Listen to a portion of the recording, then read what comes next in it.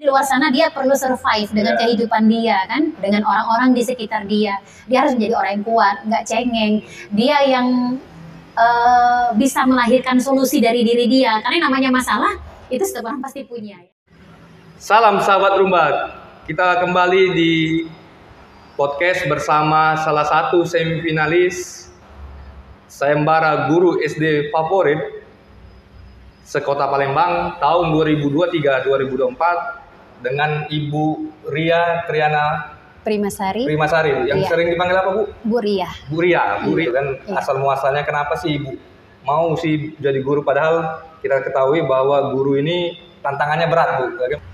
Jadi sahabat Rumba semuanya, yang mengawali saya ingin menjadi guru adalah saya melihat guru ini pekerjaannya berinteraksi dengan setiap orang, dan berinteraksi dengan banyak orang menurut saya merupakan hal yang menyenangkan, di mana kita juga bisa sharing ya, kita bisa berbagi, kita bisa bertukar pendapat, kita juga bisa berbagi pengalaman, atau juga kita bisa belajar banyak hal dari orang-orang yang kita temui, begitu.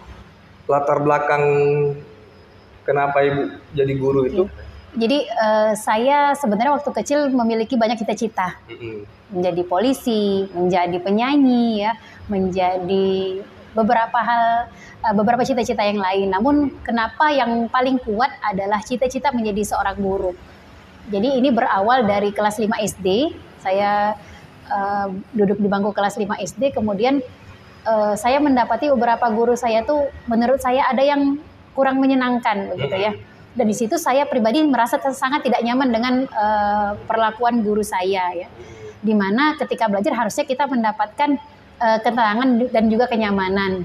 Dari situ saya berpikir bagaimana kalau saya menjadi guru yang memberikan kenyamanan bagi murid-murid saya dalam belajar, sehingga mereka bersemangat dalam belajar, bersemangat juga untuk meraih prestasinya, begitu. Jadi sejak itu saya berpikir, oh enak ya kalau saya menjadi seorang guru. Saya bisa memberikan banyak hal untuk orang-orang di sekitar saya. Saya juga bisa berbagi. Kemudian juga saya setiap hari bisa berinteraksi dengan banyak orang, di mana saya juga bisa mendapatkan inspirasi, mendapatkan pelajaran, bertukar pikiran, bercanda, tertawa, ya. Jadi menurut saya asik menjadi seorang guru, dan sejak itu saya terus menguatkan diri saya untuk menjadi seorang guru, hingga akhirnya pendidikan saya tempuh juga semuanya saya muarakan kepada cita-cita untuk menjadi seorang guru. Ibu berkuliah di mana, Bu, kalau boleh tahu, Bu, ya? Iya, saya mengambil pendidikan S1-nya di UIN Raden Fatah Palembang. Tahun 2005. 2005. Iya, ya? Jurusan Pendidikan Agama Islam. Oh, Pendidikan Agama Islam. Iya, betul. Jadi SPDI, Bu, ya, kalau itu apa? Iya, SKG? pada saat itu udah SPDI. SPDI, iya, SAG, Bu, ya? Belum, sebelum saya SAG-nya. Sebelum Iya, jadi beberapa kali kita sempat berganti gelar kan, untuk kalau dulunya banget itu DRA untuk semua jurusan kan. Kemudian beralih ke SAG untuk sarjana agama. Kemudian setelah saat saya berkuliah itu untuk tamatan jurusan pendidikan, kalau kami di UIN itu bilangnya tarbiyah, itu jurusannya jurusan pendidikan dan gelarnya itu SPDI, sarjana pendidikan Islam. Sejak ada keinginan untuk menjadi seorang guru, saya rasa kayaknya ini pilihan yang tepat. Mungkin bagi sebagian orang terlalu dini ya memikirkan cita-cita selagi masih kecil. Tapi entah kenapa saya juga memang dari kecil suka main guru-guruan gitu. Iya, jadi apa yang kita lakukan sejak kecil itu kayaknya menjadi cerminan kita di masa yang akan datang, begitu ya. Mungkin kalau dulu kan kelasnya mainnya dengan 2 atau 3 orang teman, cuman main 1 tambah 1 begitu ya. Pokoknya main guru-guruan dulu bahasanya, begitu ya. Dan saya menikmati sekali peran saya menjadi seorang guru kayak gitu. Dan memang apa ya, saya juga suka berinteraksi dengan anak-anak gitu. Jadi ditambah dengan kondisi saya begitu ya, saya menjadi lebih tertarik dengan guru, dan akhirnya memang apa yang saya lakukan juga memang ujung-ujungnya bermuara kepada menjadi seorang guru. Jadi memang tidak ada pikiran lain untuk menjadi yang lain atau berprofesi sebagai yang lain kecuali menjadi guru. Jadi sambil kuliah saya juga menjadi bagian dari Uplink atau Uplink. Uplink itu Urban Linkage Poor, jadi jaringan rakyat miskin kota. Dan di situ saya istilahnya menjadi tim pendidikannya. Jadi saya mengajar anak-anak yang mohon maaf yang kurang mampu Ya, begitu ya. tanda kutip lah, Bu, ya. Iya. Keterbatasan, Bu, ya. Dan di situ pun walaupun belum menjadi seorang guru, dan itu menjadi pengalaman guru saya yang pertama. Ya, gitu. ya. Jadi saya masih kuliah. Sambil mengajar lah, Bu. Iya, mengajar, dan itu sistemnya relawan Mas ya. Iya. Jadi nggak ada istilahnya mohon maaf income khusus Iya, begitu iya, ya. Jadi tapi saya salary lah ya. iya, tapi saya menikmati sekali kayak gitu ya, proses saya mengajar anak-anak di jaringan rakyat miskin kota itu kayak gitu. Kemudian saya juga ada mengajar di TKTPA, TKTPA Al-Quran, dan itu juga saya itu mengajar apa itu, Bu? Mengajar baca tulis Al-Quran, ya, belajar mengaji begitu ya. Di ada masjid di daerah Bukit juga. Dan itu apa ya? Saya juga menikmati itu begitu. Jadi memang setiap hal yang saya lakukan itu kebanyakan memang di dunia pendidikan. Iya, sudah jadi, mengarahnya seperti memang itu. Fokusnya di dunia pendidikan, Bu ya. Iya. Jadi kalau boleh tahu, Bu, berapa lama Bu bertahan relawan lah ya, relawan mengajar? Itu lebih kurang 1 tahun. 1 tahun. Iya. Kemudian itu sambil mengajar juga di TKTPA. Kemudian sambil, Bu ya? Iya. Jadi sambil kuliah, sambil mengajar juga begitu ya. Karena memang saya termasuk orang yang aktif begitu ya, maksudnya suka dengan banyak waktu saya bergabung. Itu pesertanya di daerah 1 ulu sampai 7 ulu. Mengajarnya mengajar pelajaran atau apa, Bu? Yang itu, Bu? Kalau saya mengajar pelajaran sama ada mengajar tari waktu itu. Pelajaran sekolah. Pelajaran sekolah. SD jadi, atau? Iya, SD. Jadi anak-anak SD itu ya, Bu ya, yang nggak bersekolah, Bu ya? Ada yang sekolah, ada juga yang nggak bersekolah. Karena kalau yang bersekolah kan mungkin mereka ada yang belum ngerti sama pelajarannya. Kemudian kalau mau les kan ya mohon maaf untuk kayak gitu ya. Jadi kami yang datang ke sana, nanti kita kumpul di sebuah rumah, misalnya di rumah salah satu warga. Di situ nanti berkumpul anak-anak untuk belajar bersama gitu. Dan di situ juga belajarnya semua kelas, Mas. Jadi saya ngajar banyak kelas memang gitu. Iya benar. Karena kan juga yang concern di bidang itu kan yang mau jadi relawan kan sangat jarang juga, Bu. Iya. Jadi kalaupun mengajar memang di beberapa kelas, benar itu. Iya. Jadi beberapa di situ memang ada juga yang putus sekolah kali, Bu ya? Ada. Ada, Bu ya? Ada. Kemudian memang agak rawan juga dengan perjudian begitu kan. Jadi mereka itu atau drug juga, Bu? Kalau drug sih saya nggak ketemu ya. Biasanya yang suka tuh judi kayak gitu kan. Jadi anak-anak mereka sekolah judi sudah, Bu? Ada. Makanya di situ tantangan juga kan bagaimana kita itu nggak cuma mengedukasi terkait pembelajaran saja, tapi juga akhlaknya juga. Jadi kadang-kadang kalau ada kegiatan keislaman, kita coba adakan lomba juga untuk memotivasi mereka agar mereka tuh bisa menjauhi hal-hal yang seperti itu. Memang judinya nggak berat, 1.000-2.000 kan, tapi kan memang kebiasaan lama-lama di Bukit, kan? Kayak gitu. Cuman apa ya? Kemauan anaknya itu yang saya tuh salut, mereka mau belajar. Mau, ya? Iya, walaupun ada yang orang tuanya mohon maaf mungkin ada yang suka berjudi kayak gitu kan. Tapi mereka kemauan belajarnya tuh besar. Jadi saya juga jadi semangat kayak gitu ya, mau ngajar ke sana kayak gitu. Begitu. Terus ini, Bu, apa namanya? Itu kan pengalaman mengajar waktu kuliah dulu ya. Iya. Setelah tamat kuliah gimana, Bu, kira-kira pengalaman itu dulu? Iya, setelah menjadi relawan, saya mengajar di SMA, sebuah SMA swasta di daerah Kertapati juga. Masih kuliah juga betul, Bu ya? Iya, masih kuliah di semester akhir. Jadi 1 tahun semester akhir itu saya ngajar sebagai honorer guru bahasa Inggris di sebuah sekolah swasta SMA kayak gitu. Iya. Di daerah? Di daerah Kertapati. Iya.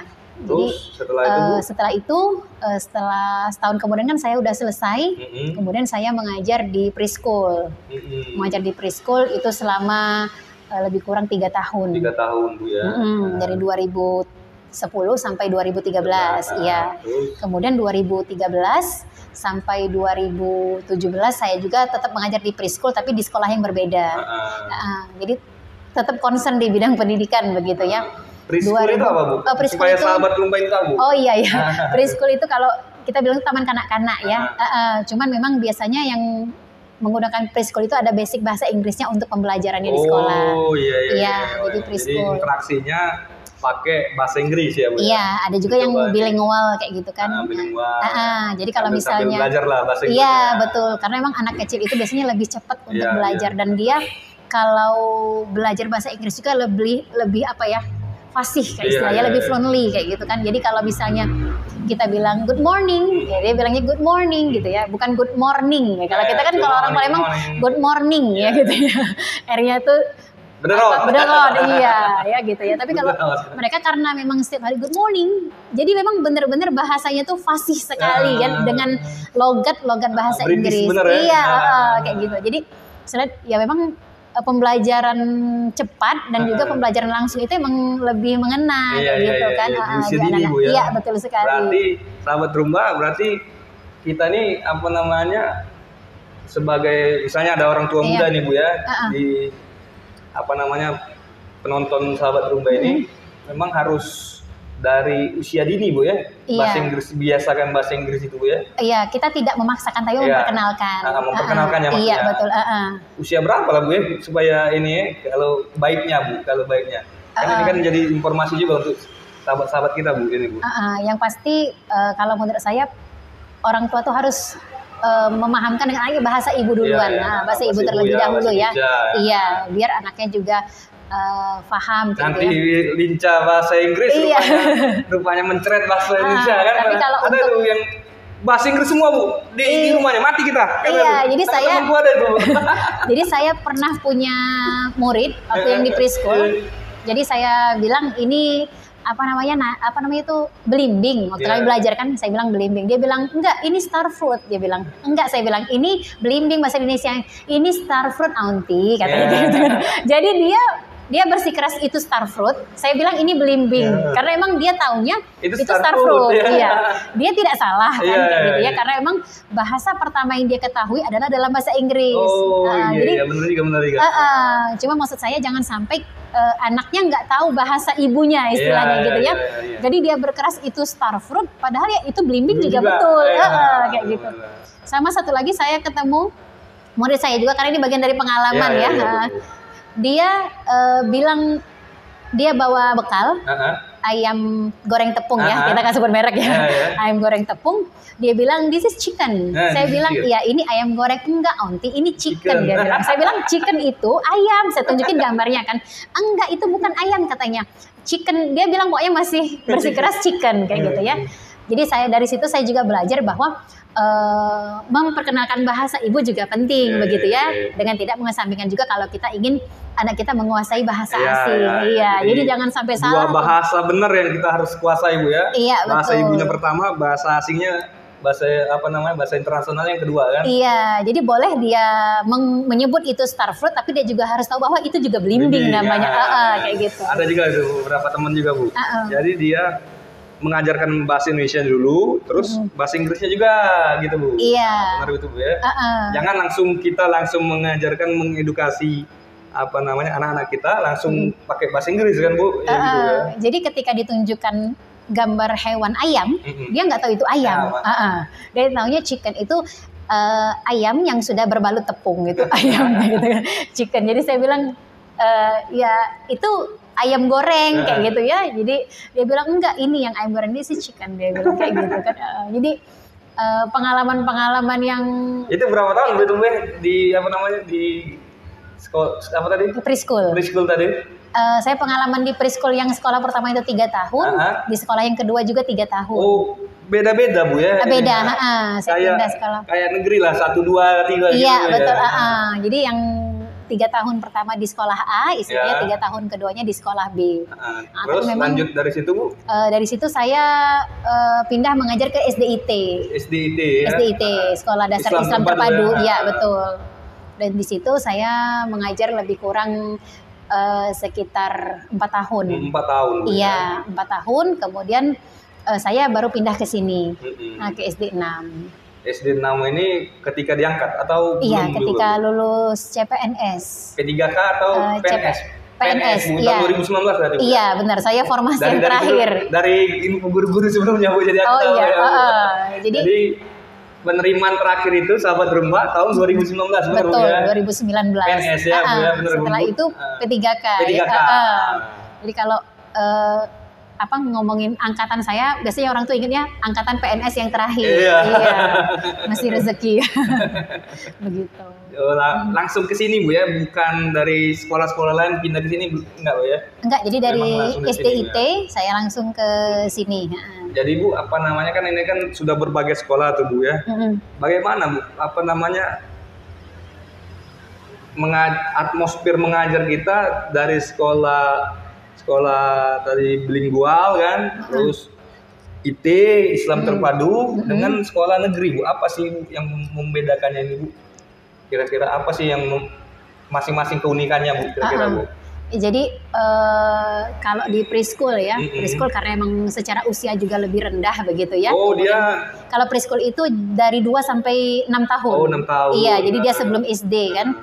Memang banyak banget keunikan, salah satunya sudah saya ceritakan tadi kan. Jadi banyak banget pembelajaran yang saya tuh sampai bilang ke guru, serugi-ruginya jadi guru itu adalah keuntungan. Jadi itu yang saya juga selalu tanamkan ya. Jadi kalau ruginya aja untung, itu bagaimana untungnya ya gitu ya. Jadi paling untung berarti. Iya, jadi saya suka memotivasi diri saya sendiri dengan hal-hal yang baik ya, yang itu akan menjadi pegangan saya agar saya itu tetap bersemangat gitu ya. Jadi kalau ruginya aja sudah untung, apalagi untung gitu kan. Itu jadi pondasi saya sebagai guru ya, kemudian jadi pondasi saya sebagai orang tua juga, karena kan insya Allah kita ke depan pasti menikah, insya Allah menikah dan akan memiliki anak ya. Jadi mendidik anak di sekolah itu akan menjadi pondasi kita ketika mendidik anak-anak kita nanti kayak gitu ya. Bagaimana mempelajari karakter anak yang berbeda-beda gitu ya. Nah, kalau di preschool itu kan memang kelasnya kelas yang nggak banyak dan isinya nggak banyak, sekitar 15 orang per kelas. 15 orang, paling mentok itu Bu ya? Iya, untuk kelas tinggi ya. Kalau untuk kelas yang rendah dari 2 sampai 4 tahun itu sekitar 7 orang kan. Jadi memang kita benar-benar kayak mengasuh anak kayak gitu ya, mendapati mereka dengan kondisi yang berbeda-beda kayak gitu ya. Jadi kalau di preschool apalagi dengan bilingual, kadang-kadang anak itu yang nggak ngerti, misalnya kita bilang take off your shoes, kita tuh nggak memberitahukan artinya gitu ya, tapi kita mempraktekkan gitu kan, put off your shoes on the shelf. Jadi kita mempraktekkan, kita ngambil sepatu, kita taruh di rak gitu kan, dan anak juga mengikuti kayak gitu. Jadi memang mengajarinya itu nggak langsung ini artinya ini ya, misalnya misalnya let's play, let's itu ayo, play itu bermain, nggak begitu caranya. Jadi kita mengajari bahasanya sambil melakukan aksinya Bu ya. Iya betul, kayak gitu. Jadi mereka belajar dengan aksinya langsung kayak gitu. Dan memang awal-awal mungkin agak bingung ya mereka. Cuma lama-lama karena itu dibiasakan setiap hari, mereka juga terbiasa untuk mengerti dari apa yang kita katakan walaupun dalam bahasa Inggris kayak gitu ya. Kemudian terus kalau membacanya ada tuh kan, kalau anak-anak kan ada juga nggak belajar membaca tuh? Ada. Di preschool. Iya, kalau di preschool juga ada. Bahasa Indonesia atau bacaan apa Bu? Iya, jadi kita waktu itu punya 2 baca, istilahnya baca bahasa Inggris sama baca bahasa Indonesia. Iya, kita bahasa Inggris rupanya yang Ibu ngomong tadi, pas baca bahasa Indonesia nggak ngerti juga. Iya, jadi kita waktu itu pakai beberapa metode ada ya. Cuman yang paling menarik menurut saya waktu itu kita pakai metode fonik. Iya, jadi fonik itu pembelajaran pakai metode bunyi yang ketika kita mengajarkannya anak itu bisa langsung baca 2 bahasa. Iya, jadi misalnya kalau kita di bahasa Indonesia kan. Ceh, aca, cateh, cat, gitu ya, cat untuk dinding gitu ya maksudnya ya. Kemudian kalau kita dialihkan ke bahasa Inggris, ada beberapa exception atau pengecualian gitu ya. Jadi kayak C-nya itu menjadi keh, A-nya itu menjadi kalau T-nya sama teh. Jadi ada beberapa fonik itu yang bahasa Inggris sama bahasa Indonesia dia sama bunyinya. Kayak T itu sama teh, mau bahasa Inggris bahasa Indonesia tetap teh. Atau misalnya karena memang orang Indonesia itu dari bahasa Inggris baru di Indonesia kan Bu itu Bu. Iya, diserap gitu ya. Jadi kayak misalnya D, itu bahasa Inggrisnya deh, bahasa Indonesia juga tetap deh. Jadi cuman ada beberapa aja kan kayak A tadi kalau bahasa Inggrisnya jadi kan, yang C jadi ke. Jadi kalau dia teh kan sama kan. Jadi kalau di bahasa Inggris kan itu jadi keteh, cat, jadi kucing. Nah, jadi ketika anak belajar fonik itu yang pertama dia bisa langsung 2 bahasa, kemudian yang kedua dia fasih dalam melafalkan hurufnya gitu. Dan itu menjadi apa ya, salah satu pengalaman yang berkesan bagi saya, bahwa banyak sebenarnya metode yang menyenangkan. Jadi nggak harus yang B-A-B-A, apa misalnya B-A-B-A, B-U-B-U, misalnya nggak harus yang kayak gitu kan. Walaupun sebenarnya banyak metode dan semua metode juga bagus, cuma yang kita gunakan di sekolah itu metode yang menyenangkan untuk anak-anak, sehingga anak-anak juga fun kayak gitu ya. Kemudian cepat menyerap juga karena senang ya. Dan itu juga yang saya selalu tanamkan ke diri saya untuk menjadikan anak-anak itu bersenang-senang, berbahagia. Jadi belajar itu berbahagia, Bu ya. Iya, harus harus dalam kondisi bahagia. Jadi kalau dalam kondisi bahagia itu kan limbik otak kita terbuka ya. Jadi saat limbik otak kita terbuka, maka apapun yang dikasih itu insya Allah akan masuk. Iya. Benar-benar, Bu. Semakin banyak kita menjiwa ya, Bu ya, menikmati pelajaran itu, Bu. Sesuatu pelajaran lah ya. Seberapapun itu masuk gitu ya. Iya. Ya? Jadi dari awal saya mengajar sampai sekarang yang saya ingin tanamkan adalah anak-anak itu bahagia.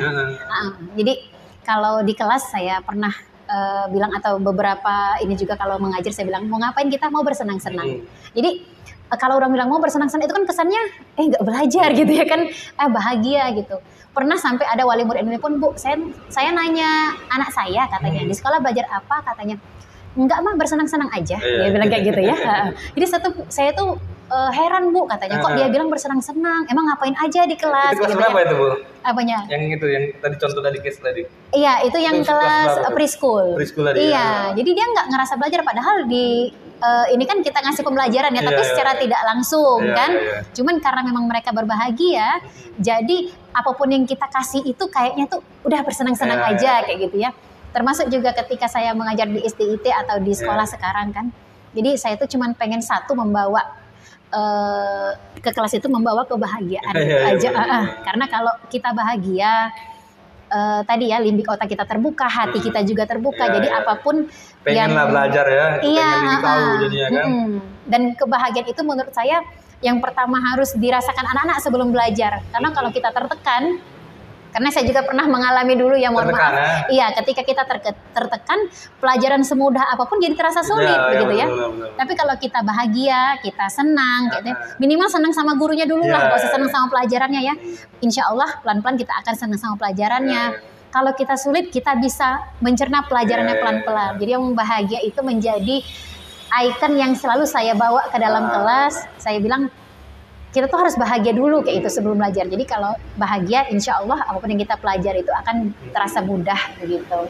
Kan itu kan bagus tuh, Bu, ide itu kan, Bu. Nah, supaya masuk ke pikiran, alam pikir dia yang lagi kacau balau itu, Bu. Gimana, Bu? Jadi kalau kita belajar ke konsep pembelajaran ya, selain menyenangkan, itu kan memang harus sesuai dengan kondisi murid ya. Iya, benar. Kondisi itu kondisi dirinya, kondisi kecerdasannya, begitu, kondisi hatinya. Jadi memang kalau sekarang yang lagi digaung-gaungkan itu adanya pembelajaran diferensiasi. Iya, benar. Jadi pembelajaran diferensiasi itu kita bukan mengkotak-kotakkan anak gitu ya, tapi memberikan pembelajaran sesuai dengan kondisi anaknya. Saya pernah juga mendapati salah satu anak yang seperti itu, dan dia tidak bisa kita gabungkan dalam pembelajaran klasikal di kelas kayak gitu kan. Gitu, iya, jadi memang kita harus punya waktu khusus untuk dia. Mungkin dia tidak akan aktif begitu ya, seperti teman-teman yang lain. Agak murung, agak minggir, agak diam, agak gimana lah pokoknya. Iya. Nyendiri lah dia. Jadi kita memang punya waktu khusus, bisa kita ambil saat jam pelajaran itu sebentar kan, atau nanti di luar pembelajaran biar lebih fokus. Kita adakan pendekatan dulu kayak gitu. Jadi kalau yang seperti itu, kita nggak langsung kasih materi pembelajarannya, karena istilahnya hatinya, pikirannya juga belum siap untuk menerima pelajaran. Jadi kita selesaikan dulu masalahnya, minimal dia mau bercerita tentang apa yang dia alami, dia mengeluarkan dulu seluruh isi hatinya. Setelah legowo, barulah masuk, Bu ya, kita masukkan dari kita, Bu ya. Jadi kalau yang saya belajar itu ada namanya apa ya istilahnya tuh, kayak kita melakukan pendekatan begitu ya kepada peserta didik, di mana kita itu sebagai coach begitu. Jadi kita nggak menghujani dia dengan banyak apa sih istilahnya tuh, solusi, bukan. Justru kita menggali solusi dari dia sendiri. Jadi kita juga mengajarkan dia bagaimana ketika dia ada masalah, kita juga dia juga menjadi orang yang mampu menyelesaikan masalah. Dan ini juga menjadi bagian dari treatment saya sebagai seorang guru, bagaimana nanti kan dia ketemu masalahnya bukan sekarang aja loh. Nanti dia sekolah SMP, SMA kan? Pasti itu Bu. Kalau masalahnya belum selesai pasti terus berkelanjutan. Tapi kan dia kan harus the show kan must go on Bu. Life must go on. Jadi, betul. Jadi dia harus menyesuaikan juga dengan ini kan gitu lah Bu. Jadi saya juga mengajarkan bagaimana supaya dia bisa menggali solusi dari diri dia sendiri gitu ya. Jadi bagaimana kira-kira kondisinya saat ini? Kenapa sih bisa seperti itu? Kira-kira apa yang bisa kamu lakukan untuk kamu bisa menyelesaikan itu? Kemudian ada nggak kira-kira waktu yang kamu butuhkan untuk bisa menyelesaikan itu? Jadi memang pertanyaan-pertanyaan yang kita sampaikan juga pertanyaan yang menggali informasi dari dia dan menggali solusi dari dia sendiri begitu. Jadi kita juga sebagai guru bukan orang yang menyuapi istilahnya tapi kita memberikan pancing agar dia bisa melahirkan solusi. Jadi saya harap dari sini ke depannya dia bisa, kalau ada masalah dia nggak dikit-dikit mengadu, tapi dia mikir, oh ya aku harusnya bagaimana ya, oh ya kalau kondisi seperti ini kira-kira aku harus melakukan hal apa atau aku harus seperti apa gitu ya. Termasuk tadi di preschool ya, saya flashback sedikit. Itu kalau misalnya ada anak numpain air, kita nggak langsung lap, enggak. Gitu ya. Nanti airnya tumpah. Airnya tumpah. Kira-kira sebaiknya kita ngapain? Atau sebaiknya kamu harus apa? Nah, itu pertanyaan yang saya sampaikan. Jadi dilap katanya. Kalau dilap, lapnya ngambil di mana? Di belakang katanya. Sekarang silakan. Walaupun nanti finishing pekerjaannya akan tetap di kita tapi kita belajar, kita belajar untuk mengajarkan dia bagaimana dia bisa bertanggung jawab dan mencari solusi dari apa yang terjadi begitu. Termasuk tadi di SD. Jadi memang dari pengalaman saya di preschool, saya selalu mencoba untuk bagaimana anak itu bisa menemukan solusi dari apa yang dia alami. Nanti makanan saya tumpah. Sekarang sebaiknya bagaimana? Diberesin katanya. Apa yang kamu butuhkan untuk kamu beresin? Kotak sampah katanya. Apalagi kira-kira? Sapu katanya. Pokoknya kita gali pertanyaan yang mengarah gitu ya. Kalau misalnya kita rasa belum cukup, ada lagi kira-kira alat yang kamu butuhkan untuk kamu bisa membereskan ini? Udah itu aja. Sekarang kamu bisa ambil sapu dan kotak sampahnya di mana? Begitu. Jadi pertanyaan-pertanyaan kita itu bukan pertanyaan yang menyuapi, tapi pertanyaan yang menggali solusi dari diri mereka sendiri. Jadi sejak kecil mereka juga sudah ditanamkan agar bisa menyelesaikan masalahnya sendiri. Nanti paling kalau ada yang kotor-kotornya atau finishingnya tetap di kita, tapi yang menjadi poin pentingnya adalah mereka bisa bertanggung jawab dengan apa yang terjadi pada diri mereka. Itu juga yang Ibu sampaikan di waktu di sekolah-sekolah yang lain Bu ya. Sekolah negeri, sekolah IT tadi kan, tadi begitu juga Bu ya. Bu ya. Jadi ketika ada berkebutuhan khusus lah juga khusus jadinya kan. Kalau ada permasalahan yang tidak bisa diselesaikan oleh siswa tersebut, jadi Ibu juga menggali dari situ Bu ya, metodenya Bu ya. Jadi ketika misalnya mereka di SD misalnya nggak ngerjain tugas begitu ya, kita juga langsung berdiri misalnya atau lari kayak gitu ya. Kita tanya, kamu misalnya Bu, saya nggak ngerjain tugas, kenapa nggak ngerjain tugas? Apa penyebabnya? Kira-kira apa yang bisa Bu Ria bantu? Atau kalau kamu mau ngerjain tugas mau kapan? Butuh waktu berapa lama? Jadi kan dia juga tergali untuk bisa bertanggung jawab dengan tugas yang dia lakukan begitu. Sungguh luar biasa sahabat Rumba. Ini baru ilmu yang memang limited Bu, limited edition ini Bu. Ilmu-ilmu yang mengajar ini yang bisa disampaikan, bisa disebarkan juga Bu ke sahabat-sahabat yang ada di luar sana, masyarakat umum kan, sahabat Rumba semua, bahwa mengajar itu tidak harus memberi hukuman Bu ya, Jadi itu saja yang bisa menjelaskan bahwa solusi itu bukan dari hukuman juga Bu berarti. Betul. Solusi itu bukan dari hukuman-hukuman yang diberikan, ada juga rupanya cara lain Bu ya, lain jadi sebenarnya itu lebih kepada konsekuensi mungkin. Jadi kalau konsekuensi itu kan dia berkaitan dengan hal yang dilakukan. Kalau hukuman kan nggak berkaitan. Jadi misalnya dia nggak ngerjain PR, berdiri di lapangan atau lari, itu kan nggak ada hubungannya. Jadi misalnya dia nggak ngerjain PR, bisa apakah dia mengerjakan PR di jam istirahat? Jadi pekerjaannya tetap ditunaikan, tapi ada hak dia yang kita ambil, hak istirahatnya, begitu ya. Tapi itu bukan ke hukuman, itu lebih namanya ke konsekuensi begitu. Dan kita juga menggali nanti apa sih yang bisa kita bantu atau apa sih yang bisa dia lakukan agar ketika ada PR lagi dia bisa mengerjakan tepat waktu begitu. Jadi saya lebih pengen anak-anak saya itu memiliki kecakapan hidup ya, karena hidup kita nggak cuma di sekolah ini gitu ya. Dia hidupnya masih panjang. Ini di sekolah ini cuma 5-6-7 jam paling lama kan. Iya, gitu. Kemudian di luar sana dia perlu survive dengan kehidupan dia kan, dengan orang-orang di sekitar dia. Dia harus menjadi orang yang kuat, nggak cengeng. Dia yang bisa melahirkan solusi dari diri dia. Karena yang namanya masalah itu setiap orang pasti punya ya. Semakin tinggi mungkin tingkat nanti dia di SMP, dia SMA, mungkin tingkat masalahnya juga lebih kompleks lagi. Tapi karena mungkin dia terbiasa untuk menyelesaikan masalahnya sendiri ya, jadi dia bisa survive, dia juga bisa nggak cengeng istilahnya gitu Mas ya. Jadi nggak dikit-dikit mengeluh, dikit-dikit menyerah gitu ya. Jadi nilai itu yang maksud saya juga penting untuk ditanamkan oleh seorang guru, tidak hanya nilai secara kognitifnya ya, pengetahuan saja, tapi sikap hidup ya, ketangguhan dalam menghadapi hidup juga menurut saya penting untuk mereka miliki sejak dini begitu. Ya itulah sahabat Tumba, ini sudah ada di penghujung acara Bu, di penghujung diskusi. Memang terima kasih banyak Bu atas kesempatannya dan sharing-sharingnya. Semoga sahabat Rumba yang masyarakat umum ini bisa mengetahui Bu, bisa juga meniru Bu. Kita kan tidak canggung lah ya, tidak canggung atau tidak anti lah dalam meniru hal-hal yang positif Bu. Jadi sahabat Rumba bisa meniru jika memang metode ini tepat untuk yang diterapkan, baik itu menyelesaikan masalah atau mengajari anak-anak kita dalam mengatasi masalah. Itu saja yang bisa kita sampaikan. Terima kasih banyak Bu, sekali lagi kami ucapkan kesempatannya. Salam sahabat Rumba, sampai jumpa di lain kesempatan.